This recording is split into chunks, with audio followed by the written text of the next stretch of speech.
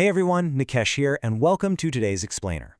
We are jumping right into a deeply concerning, highly urgent trend that's been unfolding over the last 5 years.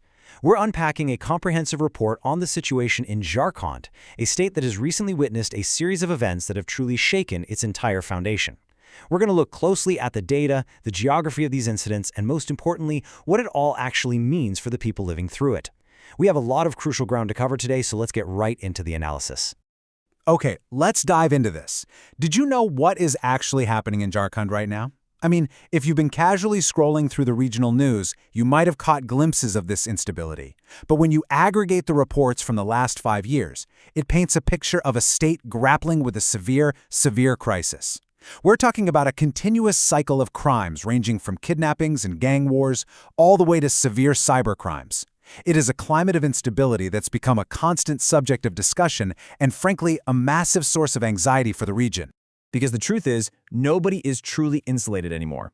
The report notes that the net of this instability has been cast incredibly wide. Children, women, the elderly, they just aren't safe.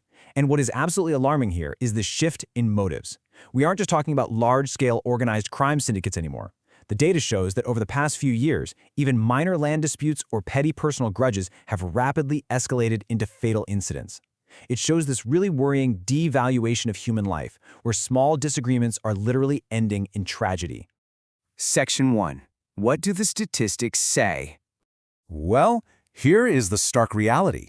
According to the National Crime Records Bureau's 2024 data, Jharkhand now ranks right among the top states nationwide for its murder rate. Just let that sink in for a second. Out of the entire country, this state has surged to the very top tier when it comes to the frequency of homicides. This isn't just anecdotal. This is the official national record pointing a giant red arrow straight at the region's security apparatus. So, the crucial point is this. We absolutely cannot just look at a chart, see a top ranking in crime, and move on. The source material pauses to remind us that these aren't just statistics on a spreadsheet. The question isn't just about the numbers, it's about the profound human cost. Every single digit in that NCRB data represents a real family that has lost a son, a daughter, a brother, a sister, or a parent. It's a ripple effect of grief that is tearing through these communities. Section 2. Major incidents across the state. Now, what's really interesting about this slide is how we can map out this widespread violence district by district over the last 5 years. We've seen some incredibly specific, high-profile tragedies completely dominate the state's consciousness.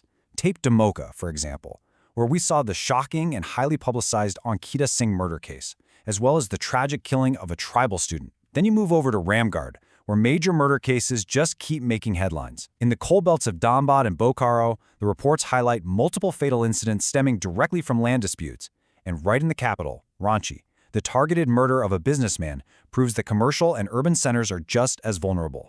Continuing this geographical tour, the map of instability literally just keeps expanding. Up in Palamu, the region has been grappling with incidents linked directly to Naxal violence. Over in Godda, the state witnessed a truly horrifying mass murder. Giridih saw a devastating family murder, proving that this violence is even penetrating the domestic sphere. Down in Jamshedpur, gang wars have spilled right into the public eye. And in Lohardaga, there have been severe, highly discussed cases of harassment against women. It's a rapid-fire breakdown that proves this isn't just one city's problem, it's a massive statewide crisis with all sorts of different motives. But you know, we really have to zoom out from just the homicides for a second, because physical violence ending in death is not the only threat currently plaguing Jharkhand. The source data points to a horrifying surge in other crime trends across multiple districts. We're seeing recurring cases of the rape of minor girls. There are continuous reports of child kidnapping incidents. And on the digital front, there has been a massive, sharp rise in online cyber fraud and banking scams. So whether it's your physical safety on the streets or your financial security on your phone, the threats are multiplying annually. Section 3. Society's silence and responsibility. Has fear become normal? The report really asks us to pause and reflect on this heavy rhetorical question. Has society just gone completely silent in the face of this surge? I mean, are people no longer shocked? Is the fear of the law actually decreasing among criminals, while this terror among ordinary citizens is simply accepted as the new normal? When crime just becomes another part of the daily routine, that is when the fabric of society really starts to unravel. But listen, it is not a hopeless situation, and the source material doesn't leave us without a path forward. The report lays out an urgent call to action, explaining that crime prevention is absolutely not just the police's job. It's a shared responsibility for all of us if we want to create a safe Jharkhand. Step 1. Do not stay silent if you're a witness to a crime. Step 2. Actively seek legal help. Step 3. Stand by and support the victims. Please don't let them be isolated. And Step 4. Be a responsible, engaged citizen. It is a powerful reminder that community vigilance is actually the strongest deterrent to crime. And that leads us to our final provocative push for today's explainer. The source asks you directly, if you think this subject needs to be discussed openly, will you share this report and help break the silence? Awareness is the very first step toward accountability and real change. Let's get this information out there. I'm Nikash. Thank you so much for joining me to unpack this critical issue, and I will see you in our next analysis.